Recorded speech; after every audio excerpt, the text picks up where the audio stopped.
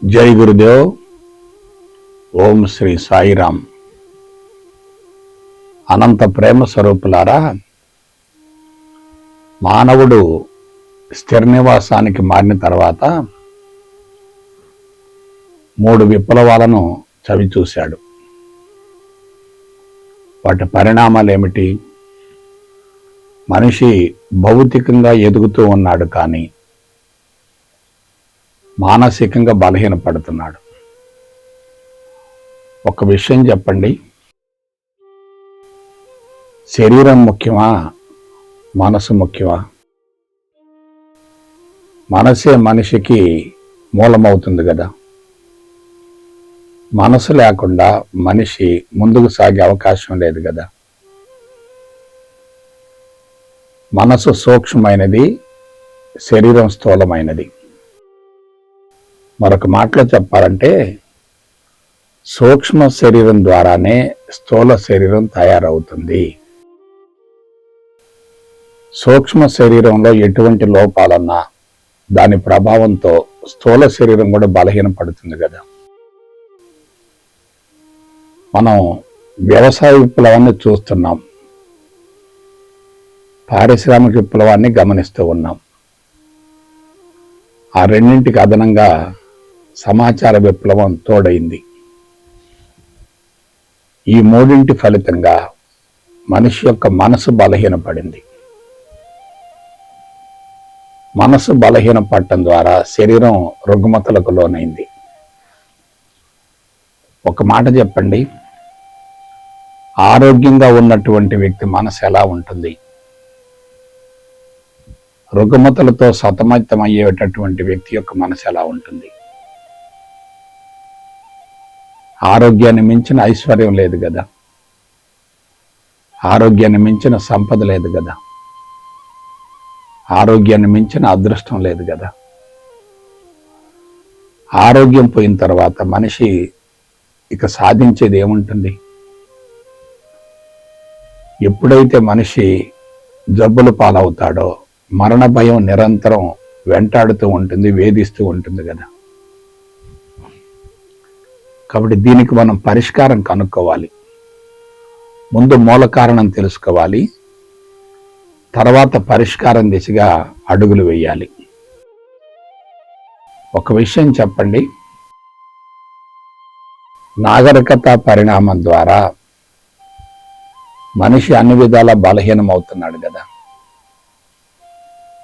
అన్ని విధాల బలహీనం అవుతున్నప్పుడు ఇంకా ఆ విధానాన్ని ఎందుకు కొనసాగించాలి? నేను మరొకసారి చెప్తున్నాను, వ్యవసాయ విప్లవం ద్వారా మనిషి వంటను ప్రారంభించాడు. వ్యవసాయ విప్లవమే లేకపోతే వంటను ప్రారంభించే అవకాశం లేదు కదా. వంటను ప్రారంభించిన తర్వాత, ఆహారాన్ని వండుకొని తినటం ప్రారంభించిన తర్వాత శరీరాలు ఏమయ్యాయి? తమో రజోగుణాలకు గురయ్యాయి కదా.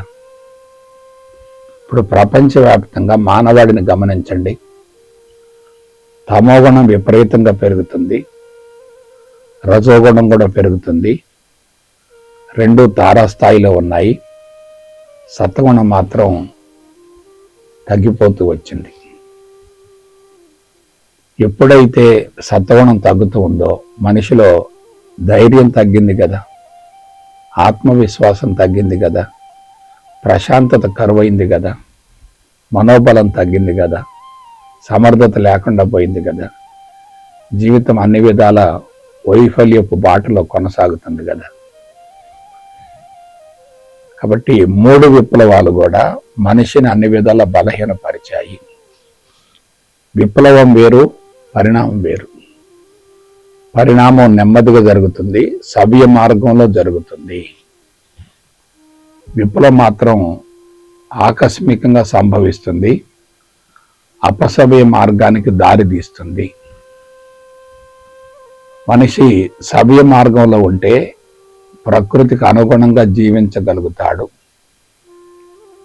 భగవంతుని యొక్క సృష్టికి అనుగుణంగా జీవించగలుగుతాడు. అదే అపసవ్య మార్గంలో ఉంటే మనిషి సృష్టికి ప్రతి సృష్టిని చేయాలి అనేటటువంటి భావనతోటి కృత్రిమ మేధస్సును ఉపయోగించి అవసరం లేనటువంటి వస్తువులను తయారు చేస్తూ భౌతికవాదపు మత్తును పెంచుకుంటాడు కదా. ఒక విషయం చెప్పండి, ఆది మానవుడు సుఖపడ్డాడా? ఆధునిక మానవుడు సుఖపడుతున్నాడా? ఎవరు సుఖపడుతున్నారు? ఇవాళ మానవులంతా కూడా సుఖానికి అలవాటు పడ్డారు, ఆనందాన్ని పోగొట్టుకుంటున్నారు. ఆది మానవుడు కూడా సుఖపడ్డాడు కదా. అతను ఆరోగ్యంగా ఉన్నాడు, ఇతను జబ్బులు పాలయ్యాడు. తేడా ఏమిటి? మనిషి ప్రకృతిలో స్వేచ్ఛగా సంచరించినప్పుడు, పంచభూతాల మధ్యన జీవించినప్పుడు ప్రకృతి అతన్ని కాపాడుకుంది కదా. ఇవాళ ఏమైంది? ఇంటి నిండా వస్తువులు ఉన్నాయి, పని చేయటానికి మనుషులున్నారు, శరీరాన్ని కదలకుండా సుఖపెట్టేటటువంటి ప్రయత్నంలో దాన్ని జబ్బులకు గురి చేస్తున్నాడు కదా. ఇంతకంటే దురదృష్టం ఏముంది? ఆదిమానవుడు సుఖపట్టడం ద్వారా ఎక్కువ కాలం బ్రతికాడు, ఆరోగ్యంగా జీవించాడు, ప్రశాంతంగా జీవించాడు, సంతృప్తిగా జీవించాడు. ఇప్పుడు చెప్పండి, ఎలక్ట్రానిక్ పరికరాల మధ్య, ఖరీదైనటువంటి ఫర్నిచర్ మధ్య, ఆకాశాన్ని అంటేటటువంటి భవనాల మధ్య మనిషి ఇప్పుడు సుఖపడుతున్నాడు. కానీ ఆ సుఖానికి ఈ సుఖానికి తేడా ఏమిటి? ఆ సుఖం సత్వగుణ సంబంధమైనటువంటి సుఖం, ఈ సుఖం తమోగుణ సంబంధమైనటువంటి సుఖం. ఆ సుఖం ద్వారా మనిషికి ఆరోగ్యం సంక్రమించింది, ఈ సుఖం ద్వారా మనిషికి ఆరోగ్యం హరించుకుపోతుంది. కాబట్టి మనిషి కదలకుండా కూర్చుంటున్నాడు, కానీ మనసు విపరీతంగా శ్రమిస్తుంది కదా. మనసు విపరీతమైనటువంటి ఒత్తిడికి, అలజడికి లోనవుతుంది కదా. కాబట్టి ఎప్పుడైతే మనసు అతిగా పనిచేసిందో దాని ప్రభావంతో శరీరం ఏమవుతుంది? బలహీనపడుతుంది కదా. శరీరం బలహీనపడుతుందంటే అవయవాలు సమర్థవంతంగా పనిచేయటం లేదు కదా, శరీరానికి పుష్కలంగా ప్రాణశక్తి అందటం లేదు కదా. అప్పుడు మనిషి ఏమవుతున్నాడు? జబ్బులకు లోనవుతున్నాడు కదా. ఒక్కసారి రుగ్మత సంభవించిందంటే మనిషిని మరణ భయం నిరంతరం వెంటాడుతూ వేధిస్తూ ఉంటుంది కదా. కాబట్టి ఆ సుఖం సత్వగుణ సంబంధమైనది, ఈ సుఖం తమోగుణ సంబంధమైనది. ఆ సుఖం వల్ల మనిషి అన్ని విధాలా ప్రశాంతంగా ఉన్నాడు, ఈ సుఖం వల్ల మనిషి అన్ని విధాలా బలహీనపడ్డాడు. కాబట్టి సుఖంలో స్పష్టమైనటువంటి వ్యత్యాసం ఉంది. ఆనాడు కుటుంబం లేదు, భార్య లేదు, బిడ్డలు లేరు, కుటుంబ పోషణ యొక్క అవసరం లేదు, ప్రకృతిలో స్వేచ్ఛగా సంచరించాడు, ప్రకృతి లభించినటువంటి పదార్థాన్ని తిన్నాడు, ప్రకృతికి అనుగుణంగా జీవించాడు. అన్నీ తనకు తెలియకుండా అజ్ఞానంలో జరిగిపోయాయి. అతనికి ఏమీ తెలియదు, దాన్ని అజ్ఞానం అంటారు. అజ్ఞానమే అతనికి వరమైంది. ఈనాడు మనిషికి అన్నీ తెలుస్తున్నాయి, మనిషి జ్ఞానం వైపుకు పరుగులు తీస్తున్నాడు. ఉదయం నిద్ర లేచింది మొదలు సాయంత్రం నిద్రకు ఉపక్రమించేంత వరకు నిరంతరం కూడా సమాచారాన్ని సేకరిస్తూ ఉన్నాడు కదా. అతని అంతరంగం ఎలా ఉంది? ఇతని అంతరంగం ఎలా ఉంది? అతని అంతరంగం స్వచ్ఛంగా ఉంది. ఎందుకంటే బంధాలు లేవు, అనుబంధాలు లేవు, మోహం లేదు. అతను ఒంటరిగా ప్రశాంతంగా జీవించాడు. ఇతని పరిస్థితి ఏమిటి? బంధాలు, అనుబంధాలు, మోహము, తర్వాత సమాజంతో నిరంతరం సత్సంబంధాలు, ఇవన్నీ ఉండటం వల్ల మానసిక ఒత్తిడి ఏమవుతుంది? పెరుగుతూ వస్తుంది కదా. అతను స్వేచ్ఛగా ఉన్నాడు, ఇతను మోహంలో పడ్డాడు. స్వేచ్ఛగా జీవించే వ్యక్తికి మోక్షం యొక్క అవసరం లేదు కదా. ప్రస్తుతం మోహంలో విపరీతంగా ఇరుక్కుపోయినటువంటి వ్యక్తి మోక్షం కోసం దశాబ్దాల తరబడి సాధన చేస్తున్నాడు కదా. కాబట్టి సాధన వలన ఇతనికి మోక్షం రావటం లేదు, అతనికి మోక్షం యొక్క అవసరం లేదు. అతను సుఖపడ్డాడు, ఇతను సుఖపడ్డాడు. అతను ప్రశాంతంగా సుఖపడ్డాడు, ఇతను అశాంతితోటి అసంతృప్తితో సుఖపడుతున్నాడు. శారీరక శ్రమ తగ్గిపోయింది, మనసు విపరీతంగా అలజడికి లోనవుతుంది. శారీరక శ్రమ తగ్గిపోతున్నప్పుడు, మనసు అలజడికి లోనవుతున్నప్పుడు, మనసు కలుషితమైనప్పుడు, మనసు ఒత్తిడికి గురవుతున్నప్పుడు ఇతనికి భయంకరమైనటువంటి జబ్బులు వస్తున్నాయి కదా.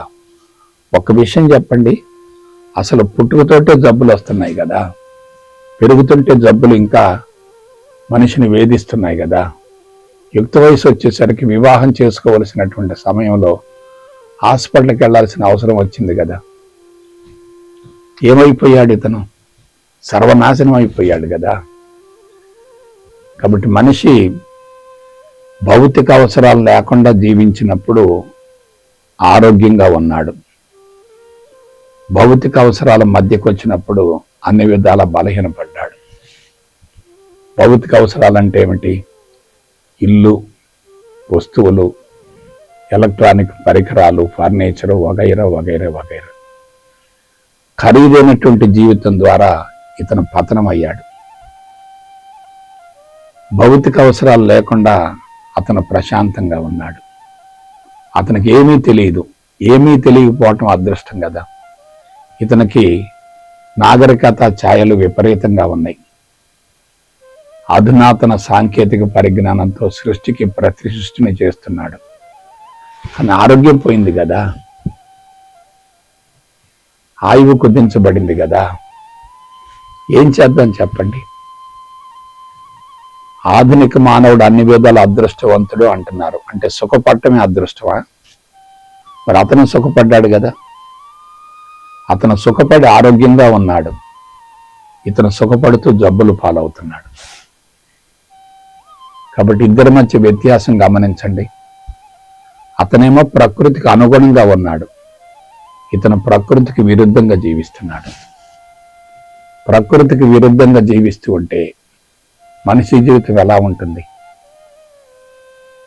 శరీరం రెసిస్టెన్స్ పవర్ని కోల్పోతుంది కదా, వ్యాధి నిరోధక శక్తి తగ్గుతుంది కదా, జీవితం అన్ని విధాల బలహీనపడుతుంది కదా. ఇకపోతే పారిశ్రామిక విప్లవం వలన ఏం జరిగింది? ప్రకృతి సర్వనాశనం అయిపోయింది. ఎంత సర్వనాశనం అవుతుందో అంత మోతాదులో పొల్యూషన్ పెరుగుతుంది కదా. వ్యవసాయ విప్లవం ద్వారా పొల్యూషన్ పెద్దగా పెరగలేదు, కానీ పారిశ్రామిక విప్లవం ద్వారా పొల్యూషన్ విపరీతంగా పెరిగింది. ఇటీవల కాలంలో వ్యవసాయంలో కూడా క్రిమి సంహారక మందులను, పురుగు మందులను వాడటం వల్ల అక్కడ కూడా పొల్యూషన్ పెరిగింది. ఇంట్లోకి దోమలు వస్తే హిట్టు కొడుతున్నాం, మస్కిటో ఫాయిల్స్ పెట్టుకుంటున్నాం. అది విషమే కదా. ఇంట్లో దోమలు ఉన్నాయని చెప్పి మనం అనేక రకాలైనటువంటి కెమికల్స్ వాడుతున్నాం, అదంతా విషమే కదా. బొద్దింకలను చంపటం కోసం మనం కొన్ని కెమికల్స్ వాడుతున్నాం, అది కూడా పొల్యూషనే కదా. కాబట్టి ఏమవుతుంది? అక్కడ పొల్యూషన్ పెరుగుతుంది. ఇతనికేంది పొల్యూషన్ లేదు కదా, సహజ సిద్ధంగా జీవించాడు కదా. సహజ సిద్ధంగా జీవించినప్పుడు మనసు ఎలా ఉంటుంది? పొల్యూషన్తో ఉంటే మనసు ఎలా ఉంటుంది? నాకు ఆన్సర్ చెప్పండి. పొల్యూషన్ వలన మనిషి తప్పనిసరిగా అనుకోకుండానే, తనకు తెలియకుండానే విషపు వాయువుల్ని పీలుస్తూ ఉంటాడు. విషపు వాయువుల్ని పీల్చినప్పుడు ఆ వాయువులన్నీ కూడా రక్తంలోకి చేరతాయి. రక్తం విషపూరితం అవుతుంది. రక్తం విషపూరితమైనప్పుడు తప్పనిసరిగా అవయవాలు సమర్థవంతంగా పనిచేయవు, భయంకరమైనటువంటి రుగ్మతలు సంభవిస్తాయి కదా. కాబట్టి మనిషి ఏమయ్యాడంటే భౌతిక అవసరాల మోతాదు పెంచుకున్నాడు, శారీరక అవసరాల మోతాదు తగ్గించుకున్నాడు.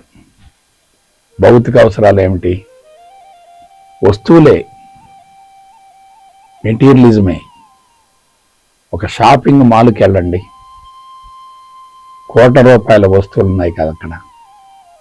అదంతా భౌతికవాదమే కదా. అదే అరణ్యంలో ఆటవిక జీవితాన్ని కొనసాగించేటటువంటి ఆది మానవుడిని ఒకసారి అంచనా వేయండి, ఊహించుకోండి.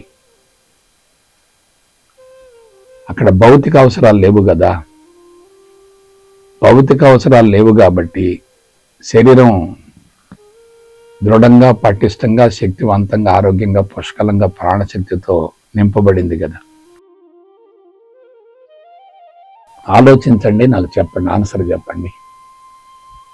అదృష్టం అంటే ఏమిటి? నాగరికత అదృష్టం కాదు.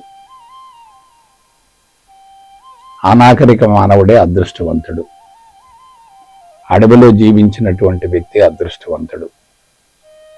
ఆధునిక సౌకర్యాల మధ్య జీవించేటటువంటి వ్యక్తి దురదృష్టవంతుడు. ఇతని జీవితం కళ్ళ ముందే సర్వనాశనం అయిపోతుంది కదా. అతను సురక్షితంగా ఉన్నాడు కదా, ప్రశాంతంగా ఉన్నాడు కదా, 120 సంవత్సరాలు జీవించాడు కదా, ఎటువంటి మందులు వాడలేదు కదా. మరి ఇతని పరిస్థితి ఏంది? ప్రతి వ్యక్తికి ఒక మందులు పెట్టింది ఇంట్లో. గోళీలు తిన్నట్టుగా విపరీతంగా మందులు తింటున్నాడు. మందులు లోపల పోతే ఏమవుతుంది? శరీరం అంతా విషపూరితం అవుతుంది కదా. అతను ఎటువంటి మందులు మింగలేదు కదా. అతనికి అసలు మరణ భయం లేదు కదా.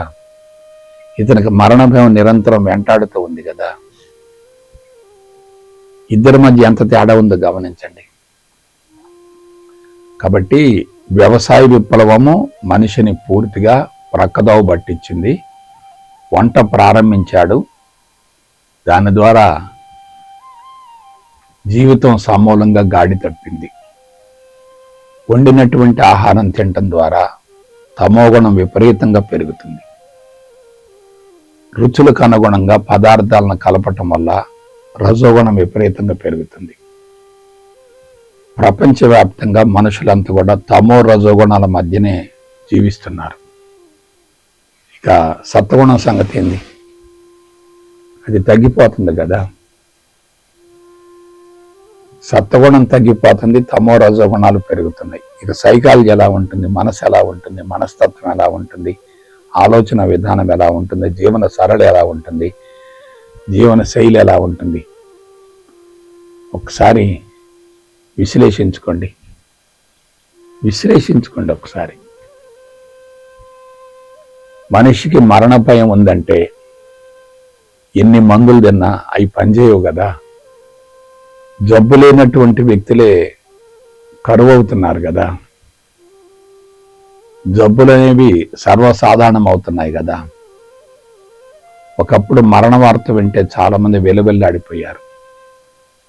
ఇవాళ మరణ వార్తలను కూడా క్యాజువల్గా తీసుకుంటున్నారు, మామూలుగా తీసుకుంటున్నారు. కాబట్టి ఒకసారి చూడండి, ప్రస్తుత కాలమాన పరిస్థితులలో మనిషికి భౌతిక అవసరాలు తీరాలి, శారీరక అవసరాలు తీరాలి, రెండింటి మధ్య సమన్వయం ఉండాలి. అది శారీరక అవసరాలు అంటే ఏమిటి? ఆహారము, నిద్ర, మైథునము, ఆశ. ఆహారము, నిద్ర, మైథునము, ఆశ, వీటితో పాటుగా విశ్రాంతి. భౌతిక అవసరాలు అంటే ఏమిటి? ₹1,00,00,000 విలువైనటువంటి ఖరీదైనటువంటి వస్తువులు. వస్తువుల మధ్యలో జీవిస్తూ ఉంటే మనిషి కూడా యంత్రంగా మారతాడు కదా. వస్తువుల మధ్యలో జీవిస్తూ ఉంటే మనిషి బంధించబడతాడు కదా. ఆ వస్తువు లేకుండా బ్రతకలేని పరిస్థితి ఏర్పడుతుంది కదా. ఇతను ఎలా ఉన్నాడు? అవసరమైనంత మేరకు ఆహారం తీసుకున్నాడు. ఇతను అవసరానికి మించి తింటున్నాడు. పరిమితంగా శ్రమిస్తున్నాడు. మానసికంగా, భౌతికంగా అవసరమైతే శ్రమ ఉంది. కానీ ఇతనికేముంది? శారీరక శ్రమ లేదు, మానసిక శ్రమ ఉంది. ఇతను స్థూలమైన దాన్ని ఎంతో కొంత మేరకు శ్రమింపజేస్తున్నాడు. ఇతను సూక్ష్మమైనటువంటి మనసును కలుషితం చేస్తున్నాడు. ఇప్పుడు చెప్పండి, ఎవరు అదృష్టవంతులు? ఈ నాగరికత మొత్తం ఎందుకు అంటే, మనిషి పతన వైపుకి వెళ్ళేటటువంటి ఈ విధానం మొత్తం కూడా ప్రపంచాన్ని పతనం చేసింది కదా. ఎప్పుడైతే మనిషి శారీరక సుఖానికి అలవాటు పడ్డాడో ఆనాడే ప్రపంచం పతనమైంది కదా. ఇకపోతే సమాచార విప్లవం సంగతి ఏంటి? ఇది ఎంత ప్రమాదకరంగా మారింది, ఎంత రాకాసిగా మారింది, మనుషుల జీవితాన్ని కబళించి వేస్తుంది కదా. ఆర్టిఫిషియల్ ఇంటెలిజెన్స్ ద్వారా అందబడేటటువంటి వార్తలు మొత్తం కూడా మనిషిని మానసిక ఒత్తిడికి లోను చేస్తున్నాయి కదా. మనిషి విపరీతంగా నష్టపోతున్నాడు కదా. రక్తపోటు పెరుగుతుంది కదా, గుండె జబ్బులు పెరుగుతున్నాయి కదా, మూత్రపిండాల వైఫల్యం పెరుగుతుంది కదా. ఇంకేముంది జీవితం? జీవితం ఏముంది? ఇక సర్వనాశనం అయిపోయింది కదా. భూమండలం మొత్తంలో ఒక మానవుడికే ఈ దుస్థితి ఎందుకు వచ్చింది? ఒక మానవుడికే ఈ దుస్థితి ఎందుకు వచ్చింది? ఆలోచించండి. ఎటువంటి విషయ పరిజ్ఞానం తెలియనటువంటి జంతువులన్నీ కూడా ప్రశాంతంగా ఉన్నప్పుడు ఒక మానవుడే అన్నీ తెలిసినటువంటి స్థితిలో ఎందుకు ఈ కష్టాలను, నష్టాలను, బాధలను, ఇబ్బందులను అనుభవిస్తున్నాడు? అంటే జీవితం ఎక్కడో గాడి తప్పింది కదా. ఆ గాడి తప్పినటువంటి జీవితాన్ని ఏం చేయాలి? సక్రమైన పందాలు పెట్టుకోవాలి కదా. అయితే పరిస్థితులు పూర్తిగా చేయి దాటిపోయినాయి కదా. పరిస్థితులు పూర్తిగా చేయి దాటిపోయినాయి కదా. ఇవాళ మనిషి ఏమయ్యాడు? సుక్కాని లేనటువంటి పడవలాగా తయారయ్యాడు. ఏం చేస్తున్నాడో తనకు తెలియటం లేదు. ఎటువంటి ఫలితం వస్తుందో ఆలోచించటం లేదు. ఆ విధంగా మనిషి ఏమయ్యాడంటే అన్ని విధాలా పతనమయ్యాడు, అన్ని విధాలా బలహీనపడ్డాడు, అన్ని విధాలా బలహీనపడ్డాడు. కాబట్టి ఇటువంటి ప్రమాదకరమైనటువంటి పరిస్థితుల నుండి మనిషిని తప్పనిసరిగా విడుదల చేయాలి. అందుకు మార్గం ఉంది. నేను మరొకసారి చెప్తున్నాను, సమస్య ఎంత తీవ్రంగా ఉన్నప్పటికీ తప్పనిసరిగా పరిష్కార మార్గం కూడా ఉంది. మనం ఏం చేయాలి? పరిష్కారం దిశగా అడుగులు ముందుకు వేయాలి. సమస్యను చూసి కలత చెందకూడదు. పరిష్కారం కోసం తప్పనిసరిగా అన్వేషణ చేయాలి. అంతరంగం అసంతృప్తితో, అశాంతితో విపరీతంగా అలజడికి లోనవుతున్నప్పుడు అదే జీవిత విధానాన్ని కొనసాగించడం అంటే మనిషి నరకంలో ఉన్నట్లే కదా. కాబట్టి బిడ్డలారా, కొంచెం ఆలోచించండి, జాగ్రత్తగా విశ్లేషించుకోండి. మనం పరిష్కారం వైపుకి వెళ్ళాలంటే నాగరికతను తొలగించటం కాదు, పరిశ్రమలు మూసేయటం కాదు, ఎలక్ట్రానిక్ పరికరాలను మొత్తం కూడా పారవేయటం కాదు. ఉన్నదానిని కదిలించకుండా ఉండాలి, మనల్ని మనం రక్షించుకుంటూ ఉండాలి. అటువంటి అధునాతన సాంకేతిక పరిజ్ఞానాన్ని వాడేటట్లయితే మనిషి తప్పనిసరిగా ఆ విశ్వాల నుండి పూర్తిగా బయటపడే అవకాశం ఉంటుంది. కాబట్టి మనమంతా ఆ దిశగా ప్రయాణం చేద్దాం, ఆ దిశగా మళ్ళుదాం. ఆధ్యాత్మికతను కూడా నవీన కోణంలో జీవితానికి అన్వయించుకుందాం. పాతకాలపు విధానాలు మనకొద్దు, అధునాతన సాంకేతిక పరిజ్ఞానంతోనే ఆధ్యాత్మికతను అందుకునే ప్రయత్నం చేద్దాం. భావితరాలను కాపాడుకుందాం. జై గురుదేవ్, జై గురుదేవ్, జై గురుదేవ్.